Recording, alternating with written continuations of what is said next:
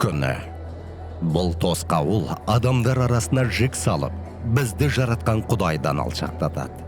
Расында адамдар өз әрекеттеріне жауапты болып, күнә жасай берсе, онда неге Құдай адамдар өз істеріне жауап беру керек деудің орнына оларды құтқармақ? Құдай сүйіспеншілік, ол өмір беруші. Ол адамдарды өзімен рухани қарым-қатынаста болу үшін жаратты.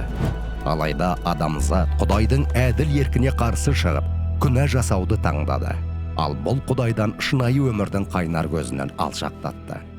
Күнә адамдар арасында адамды Құдайдан әрі бір-бірінен ажыратып, ұрпақтан ұрпаққа жұқпалы ауру секілді беріліп отырды.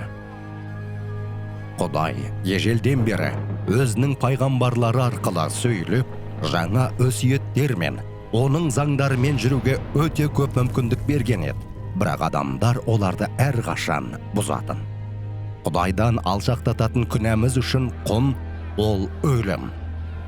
Құдай аса әділ болғандықтан, ол адамзаттың күнәсін жайдан жай кешіріп, не елемей қоя салмайды. Құдай киелі әрі аса әділ. Оның ымыраға келмейтін табиғаты, ол күнәні соттап, күнә жасаған адам жазаға тартылуы керек.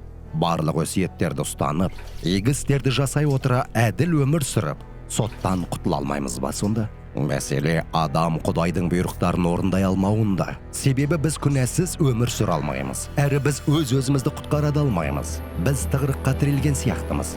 Бірақ Құдай өзінің жаратылысының құрып жоқ болғанын қаламайды. Ол мейірімді әрі сүюші. Біздің күнәміздің кешіріліп, онымен толыққанды өмір сүргенімізді қалайды. Ғасырлар бойы Ыбырайымнан бастап басқа да пайғамбарлармен қоса, Құдай құтқару жоспарын, яғни адамзат күнәсінің құнын өтейтін жалғыз құтқарушыны жіберетінін адамдарға уақыт аралығында аша бастады. Бұл құтқарушы Иса. Ол көктегі салтанатты орнын тастап жерге түсіп, адамдық кейіпті қабылдап, біз ешқашан сүре алмайтын күнәсіз өмір сүрді. Иса Мәсіх біздің күнәмізді өзіне алды. Біз үшін өлім жазасына бір рет әрі мәңгі төтеп берді.